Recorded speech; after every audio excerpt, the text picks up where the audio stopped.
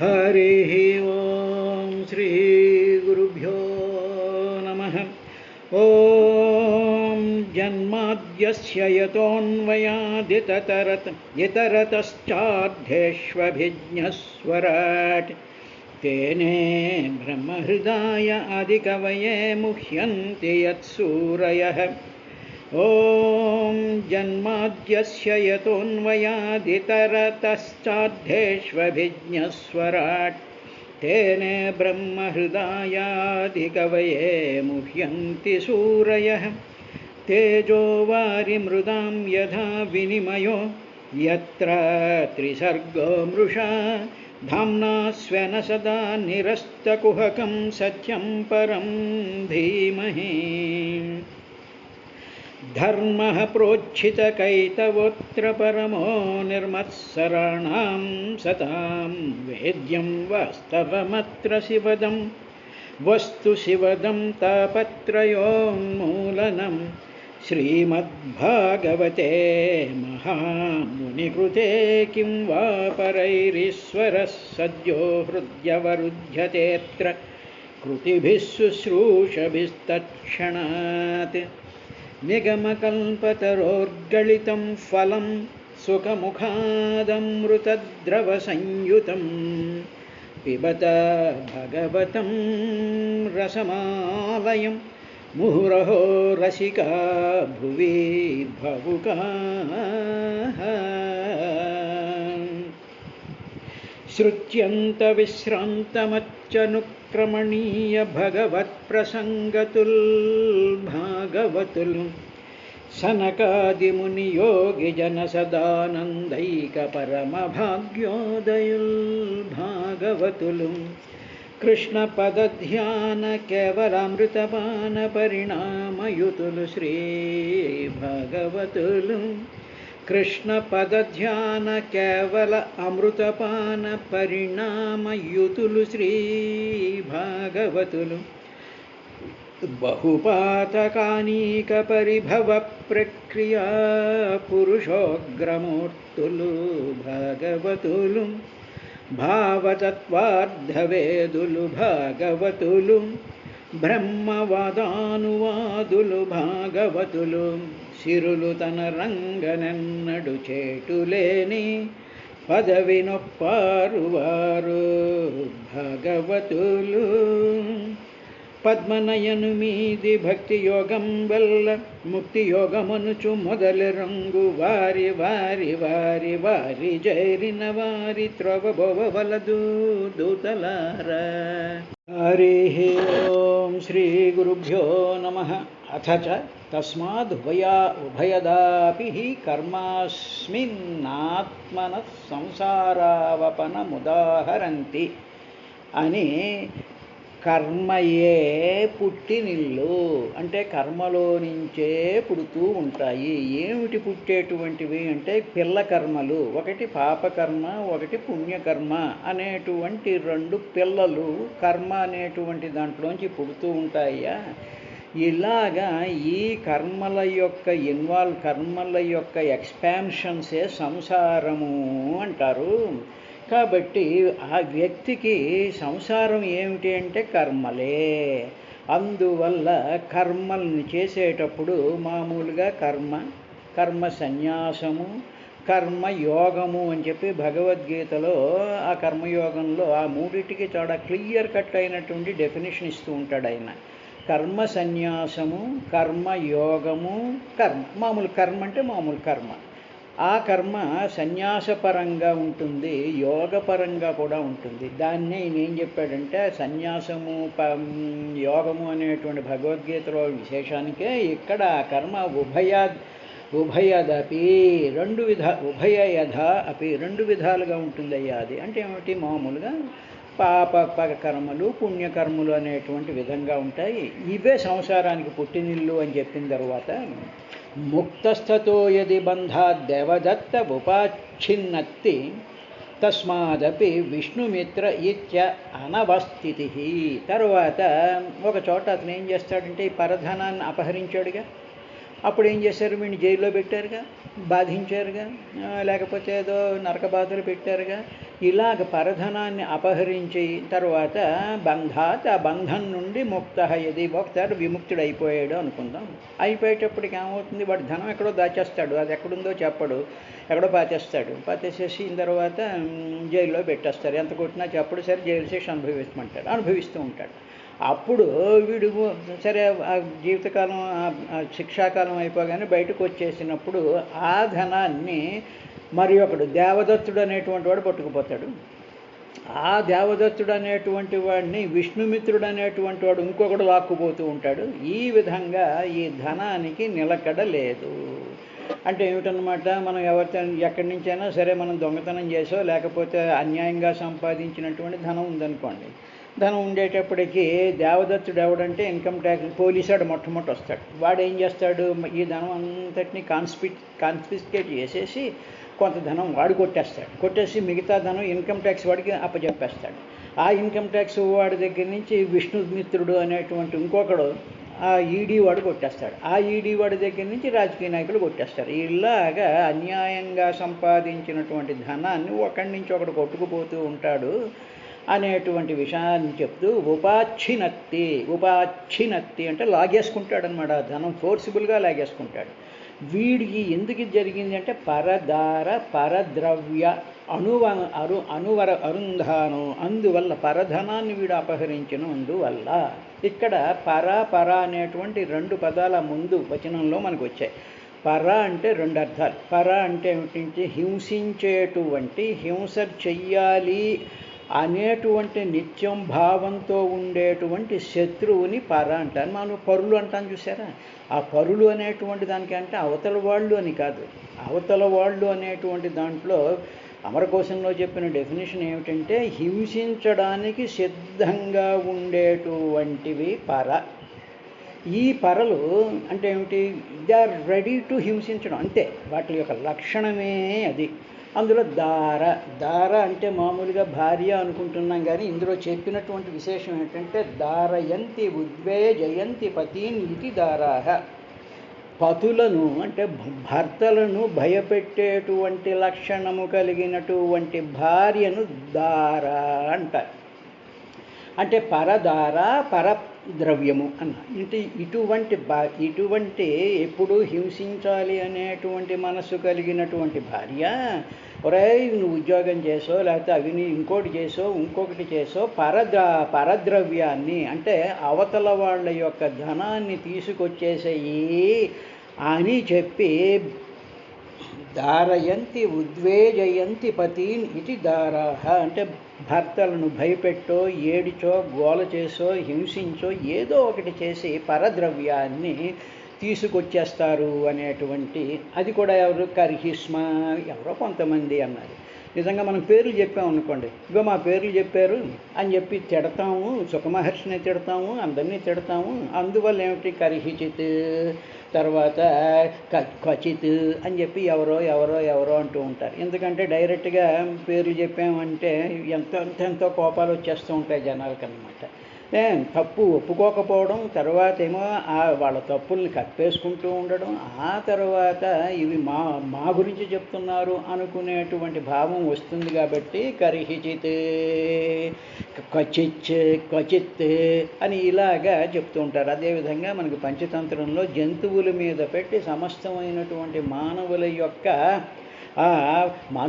మనోస్థితులన్నింటినీ కూడా పంచతంత్రం కథలో చెప్పినట్టుగా చెప్తూ ఉంటారు మహర్షులైనటువంటి వాళ్ళు. అందువల్ల ఇలాగ ఈ ధనాన్ని ఒకటి తర్వాత ఒకటి కొట్టేస్తూ ఉంటాడయ్యా అని చెప్పిన తర్వాత ఇంకా ఏమిటి జరుగుతూ ఉంటుంది అంటే, ఇటువంటి క్వచిత ఒక్కొక్క చోట శీతవాతాద్యనేక ఆదిదైవిక ఆది భౌతికాత్మీయానాం దశానాం ప్రతినివారణే కల్పో దురంత చింతయా విషణ్ణాస్తే.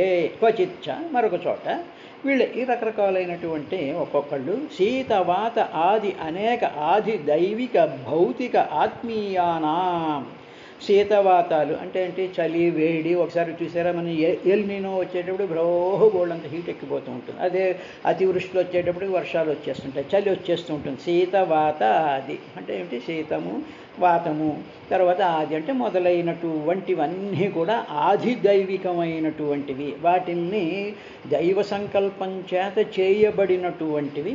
ఆది భౌతికము అంటే ఏమిటి, ఆది భౌతికం అంటే ప్రకృతి చేత కల్పించబడినటువంటివి. ఆది దైవికం అంటే దైవము చేత ఇయ్యబడినటువంటి. 3 రకాలైనటువంటి తాపత్రయాలు ఉంటాయి కదా.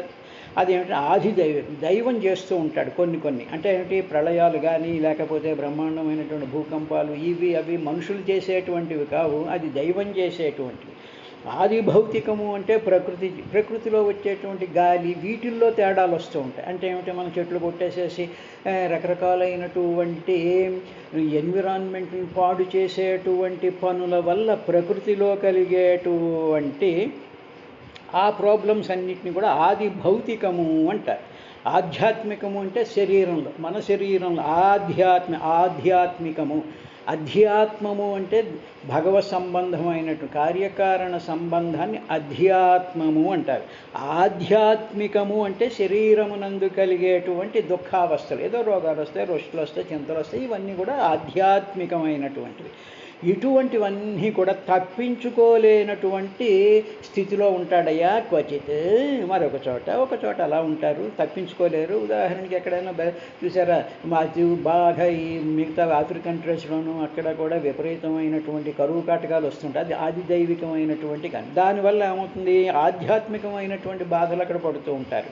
అదేవిధంగా ఇవన్నీ కూడా ఆది భౌతికం అంటే ప్రకృతిలో మనం సమస్త మానవులు చేస్తూ ఉండేటువంటి ఇంటర్ఫిరెన్స్ వల్ల జరిగేటువంటి విధంగా ఇటువంటివన్నీ కూడా దుఃఖావస్థలివి.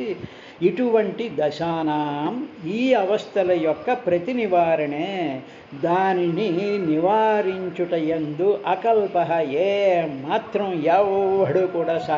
ఎవడికి కూడా సాధ్యం కాదు. వాడు ఐన్స్టీన్ అవని, గ్రేటెస్ట్ ఎన్విరాన్మెంటలిస్ట్ అవని, వాడు ఏదో పెద్ద నోబెల్ ప్రైజులు వచ్చేసేసి ఎన్విరాన్మెంటల్ దాంట్లో కొన్ని 100 పేపర్లు రాసిన వాడైనా కూడా అకల్ప, అసముద్ధుడైపోయి ఉంటాడు. అలా ఉంటూ దురంత చింతయా విషణ్ణః ఆస్తే, ఇంకా అంతులేనటువంటి చింత చేత శోకిస్తూ ఆస్తే ఉంటూ ఉంటాడయ్యా అన్నాడు. అంటే ఏమిటన్నమాట, మన శరీరంలో జరుగుతూ ఉండేటువంటి బాధలకి కానీ, చింతలకు కానీ, రోగాలకు కానీ, రొష్టులకు కానీ, వీటి మీద ఆ అవస్థలో వచ్చినప్పుడు ఏమీ చెయ్యలేక, ఆ అవస్థ నుంచి తప్పించుకోలేనటువంటి అసమర్థుడిగా ఉంటాడు. అదేవిధంగా ప్రకృతిలో చేసేటువంటి మార్పుల వల్ల బాధపడుతూ ఉంటాడు. అదే భగవంతుడు సంకల్పించినటువంటి వాటి వల్ల కూడా బాధపడుతూ ఉంటాడయ్యా అని చెప్పిన తర్వాత, క్వచిన్ విధో వ్యవహరన్యత్కించిత్ ధనం అన్యేభ్యో వా కాకిణి కామాత్రమపహరం యత్కించిత్ విద్వా విద్వేషమేతి విత్తసాక్ష్యాత్ అని క్వచిత్, ఒక చోట. అంటే ఏమిటి, అన్ని చోట్ల జరుగుతుందని కాదు, ఒక చోట ఒక్కొక్కసారి అనేక రకాలైనటువంటి మానసిక స్వభావాలను బట్టి, మనుషుల యొక్క ప్రారబ్ధ కర్మలను బట్టి అని అర్థం అన్నమాట. క్వచిత్ అంటే ఒక చోట, మిదహ ఒకరితో ఒకరు, యత్కించిత్ ఏదో కొంచెం ధనం వ్యవహారం చేస్తూ ఉంటారు కదా. అప్పుడు ఏమిటి జరుగుతూ ఉంటుంది అంటే, ఇలా ధనంతో లాభాలు చేసేటువంటి, అంటే ఇచ్చిపుచ్చుకునే వ్యవహారం చేస్తూ ఉండేటప్పుడు ఒకడు తెలివైన వాడు ఏం చేస్తూ ఉంటాడంటే, అవతల వాడు వాడు ఈ ధన వ్యవహారంలో లావాదేవీలు చేస్తూ ఉంటాడు, వీడు చేస్తూనే ఉంటాడు, ఇద్దరు చేస్తూనే ఉంటారు. ఇలా చేస్తూ ఉండేటువంటి సందర్భంలో కొంచెం అతి తెలివైనటువంటి వాడు ఏం చేస్తూ ఉంటాడంటే, అవతల వాడి నుంచి ఏవో జమిడి లేకపోతే అంతకంటే తక్కువగా ఉండేటువంటి ధనాన్ని అపహరించేస్తూ ఉంటాడు అనమాట. ఏదో ఇదే ఆ ట్యాక్స్ కట్టాలండి, ఇది కట్టాలండి, అది కట్టాలండి, అందువల్ల మన ఇద్దరి మధ్యలో నేను తీసుకుంటా అని ఇలాగ చాలా తెలివితేటలుగా డబ్బులు లాగేస్తూ ఉంటాడు, అపహరిస్తూ ఉంటాడు. ఇలాగ అపహరించేస్తాడు. అవతల వాడు కొంచెం అమాయకుడి కింద ఉన్నప్పుడు వాడు ఏం చేస్తూ ఉంటాడంటే, కొంతకాలం అయ్యేటప్పటికి అయ్యోయ్యో నేను ఇలా మోసపోయాను, అనేసి వాడు అనుకుని ఏం చేస్తాడంటే ఇంకా వాడితో విరోధం పెట్టుకుంటాడు. అంతవరకు మేమిద్దరం పార్ట్నర్స్ అనుకుంటూ ఉంటారు, చేసేస్తూ ఉంటారు. ఇందులో ఒక తెలివైన వాడు ఏం చేస్తుంటాడంటే అవతల వాడు దాంట్లోంచి కొంత లాగేస్తూ ఉంటాడు. లాగేసేటప్పటికి అవతల వాడు వ్యాపారస్తుడే, వాడు బిజినెస్ వాడే, వాడికి దైవచింతలైనటువంటి వాడే, వాడు ఈ లోకంలో ఉండేటువంటి మోహాలకి పడినటువంటి వాడై, ఎంత మోహాలకు పడినటువంటి వాడై ఉంటాడు. వాడు ఎంతో నేను చాలా తెలివైనటువంటి వాడిని అనుకుంటూ ఉంటాడు. అనుకుని దాని మోసానికి గురి అవుతూ ఉంటాడు. అయ్యేటప్పటికి వాడికి విరోధం వచ్చేస్తుందయ్యా. విత్తసాక్ష్యాత్ విద్వేషం ఏతి. విత్తసాక్ష్యాత్ ఆ ధనం విషయంలో వంచన చేస్తాడు కాబట్టి విద్వేషం యాతి, విద్వేషాన్ని పొందుతుంటాడు. కోపాలు వస్తాయి, శత్రువులు అయిపోతూ ఉంటారు. అలాగే పార్ట్నర్స్ చూస్తూ ఉంటాం కదా, వాడికి పడకపోయేటప్పుడు వీడో కంపెనీ పెట్టేస్తాడు, వాడో కంపెనీ పెట్టేస్తాడు, వీడు వాడి మీద వాడు వీడి మీద చేస్తూ ఉంటారు. ఈ విధమైనటువంటిదంతా కూడా మనకి సృష్టిలో ఇలా కనిపిస్తూ ఉంటుందయ్యా అని చెప్పిన తర్వాత ఇది ధనం యొక్క విషయమే అని మనం అనుకుంటూ ఉంటాం. ధనం యొక్క విషయం అనేటువంటిది కాదు. ఆస్తులు, భూముల విషయాల్లో కానీ, వస్తువుల విషయాల్లో కానీ, అభిప్రాయాల విషయాల్లో కానీ ఈ విధమైనటువంటి గొడవలు జరుగుతూనే ఉండి విరోధాలు ఏర్పడుతూ ఉంటాయి. అందుకని విరోధం లేనటువంటి మనిషి, ద్వేషించకుండా ఉండేటువంటి మనిషి, కనీసం మనసులో నేను తిట్టుకోకుండా ఉండేటువంటి మనుషులు అనేటువంటిది ఎవరు ఉండరు అని సకల మానవ జీవితం యొక్క విధానాలన్నీ కూడా సుఖబ్రహ్మ పరీక్షణ్ మహారాజుకి చెప్తూ ఉండేటువంటి సందర్భంలో ఓహో మానవులందరూ ఇలా ఉంటారన్నమాట, అందులో నేను ఒకనే, కాబట్టి ఇంత భయంకరమైనటువంటి స్థితిలో నేను ఉన్నాను, నన్ను ఇందులో నుంచి బయటికి తీయవయ్యా పరమాత్మ అంటే అప్పుడు భగవంతుడి మీద మనని ఇటువంటి వాటి నుంచి, దుఃఖావస్థల నుంచి రక్షించేటువంటి వాడు ఒక భగవంతుడే అనేటువంటి భావం మీద అప్పుడు మనం సర్వస్వ శరణాగతి పొందితే అటువంటి జీవుడు ధన్యుడవుతాడు. కాబట్టి ఎంత విశదంగా సుఖబ్రహ్మ సమస్తమైనటువంటి మానవులు ఏ విధమైనటువంటి లంపటాలలో ఉంటారు అని చాలా గ్రాఫిక్గా ఆయన చెప్పుకుంటూ వస్తున్నాడు. అయిన తర్వాత అధ్వన్యముషిన్మమ ఉపసర్గాస్తథా సుఖ దుఃఖ రాగ ద్వేష భయ అభిమాన ప్రమాదోన్మాద శోక మోహ లోభ మాత్సర్య ఈర్ష్యావ అవమాన క్షుత్ పిపాసాది వ్యాధి జన్మ జర మరణాదయ. అదేవిధంగా ఇంకా మొత్తం అన్నిటినీ సమప్ చేస్తున్నాడు ఆయన.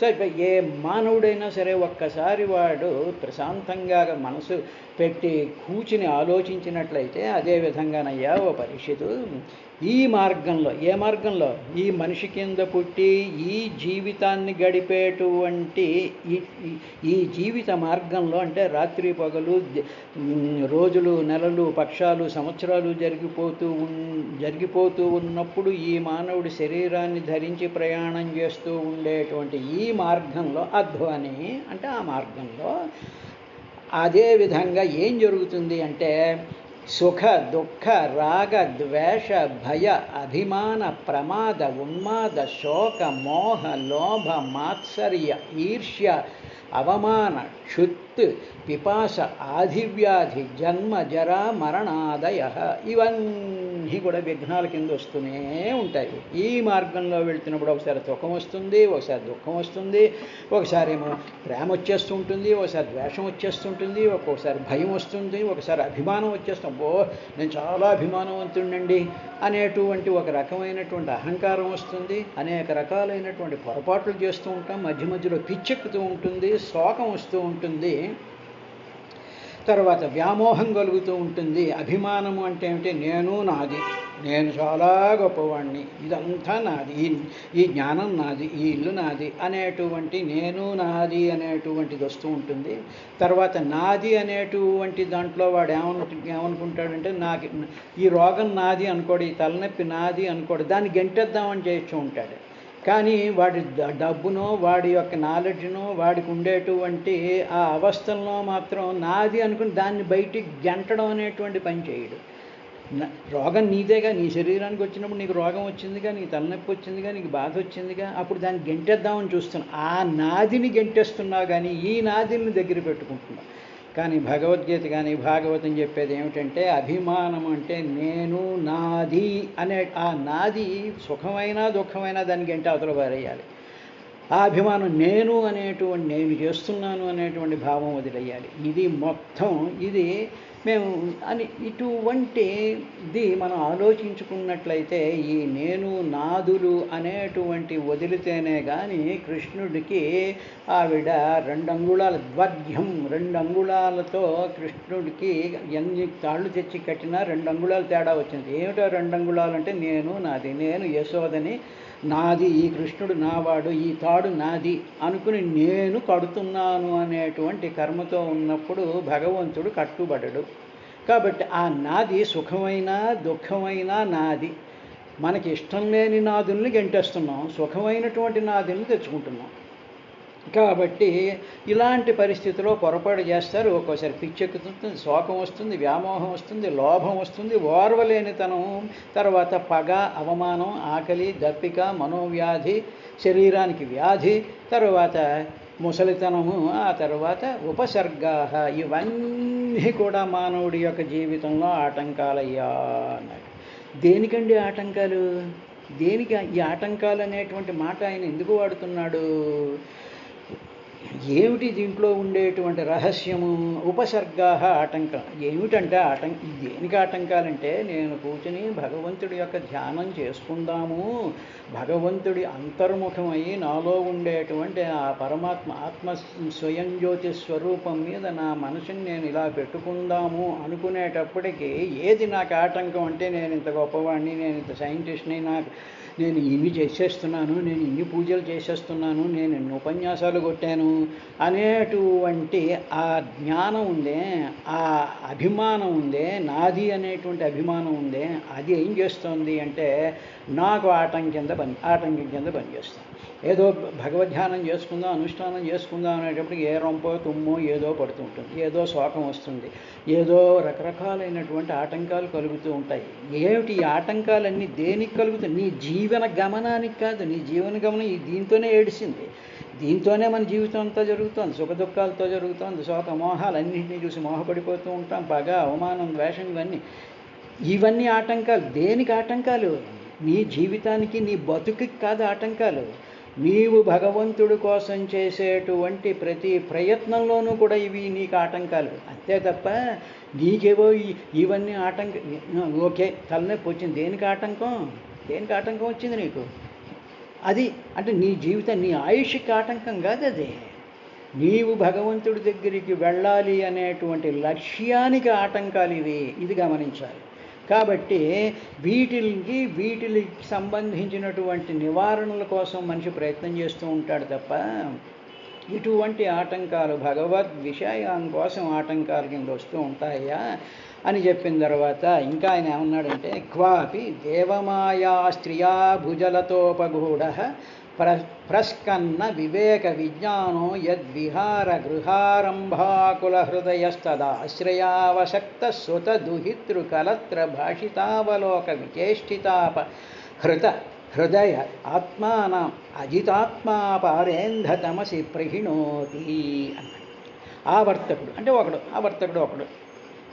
ఎవడు అంటే మీరెవరు కాదులండి, ఏదో సుఖబ్రహ్మ ఎవరినో ఊహించి చెప్తున్నాడు. మనం ఎవ్వరం కాదు, మనం అందరం చాలా గొప్పవాళ్ళం కదా, సరే వదిలేయండి. ఆవర్తకుడు ఒక సమయంలో ఏం జరుగుతుందంటే దేవమాయ అనేటువంటిది ఏమిటంటే అవిద్య, అజ్ఞానం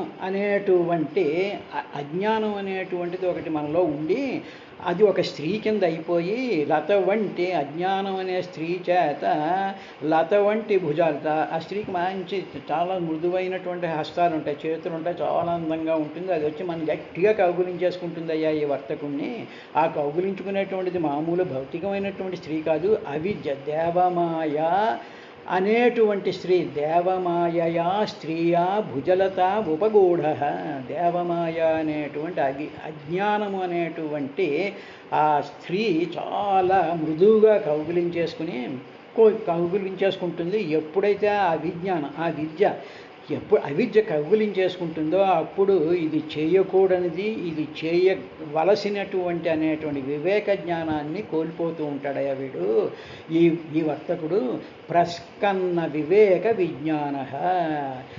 ఈ పని ఇక్కడ చెయ్యొచ్చా, ఈ ప్లేసులో, ఈ ఈ ఈ సమయంలో ఇటువంటి పనులు చెయ్యొచ్చా చెయ్యకూడదా అనేటువంటి ఆ భావాన్ని వీడు కోల్పోతూ ఉంటాడు. ఎక్కడ ఏ ఏ పనులు ఏ విధంగా చెయ్యాలి అనేటువంటి ఆ జ్ఞానం వీడు కోల్పోతూ ఉంటాడు. కారణం ఏంటంటే దేవమాయా స్త్రియా, అంటే ఆ మోహాలు వాటి వల్ల ఈ పనులు చేస్తూ ఉంటాడయ్యా. తర్వాత ఆ స్త్రీకి విహార గృహాన్ని కట్టే తొందరపాటులో ఉంటాడు. అమ్మో ఈ అంటే ఈ ఉంచుకున్న దానికనో లేకపోతే తను మెచ్చినటువంటి దానికనో వీడేం చేస్తూ ఉంటాడంటే అది బాగా నివసించడానికి చెప్పి ఒక గృహాన్ని కట్టడం అనేటువంటి తొందరపాటు ఉంటుంది వాడికి. ఉండేటప్పటికి అంటే ఏమిటేదో తాజ్మహల్ కట్టాలి అనుకున్నాడు చూసారా, అలాగన్నమాట. ఏదో నేను ఇష్టపడుతున్నటువంటి దానికోసం నేను ఏదో కట్టేయించేయాలి అనేటువంటి దాంట్లో అతని హృదయం వ్యాకులమైపోతుంది. ఎలాగ దాన్ని కట్టాలి దానికోసం అన్నీ చేసేయాలని ఆమె గృహమును ఆశ్రయించుకునే అతని కొడుకు, కూతురు, కోడలు ఉంటూ ఉంటారు. ఇతని హృదయంలో వారి మాటలకి వాళ్ళ చూపులకి మురిసిపోతూ ఉంటాడయ్యా. మనోనిగ్రహం లేకుండా ఉంటాడు. అది భార్య అవ్వచ్చు, లేకపోతే ఇష్టపడిన వాళ్ళైనా అవ్వచ్చు. వాళ్ళ కోసం ఎన్నో రకరకాలైనటువంటి పనులు చేసేస్తూ ఉండాలి అనేటువంటి అజ్ఞానం అనేటువంటి దాంట్లో ఉంటాడు. ఆ అజ్ఞానంతో నరకంలో పడిపోతూ ఉంటాడు. అలా నరకంలో పడడానికి తన అవిద్య తానే కారణము. You are only the responsibility, not the other people. రేపటి కార్యక్రమంలో ఏం చెప్పాడు అనేటువంటి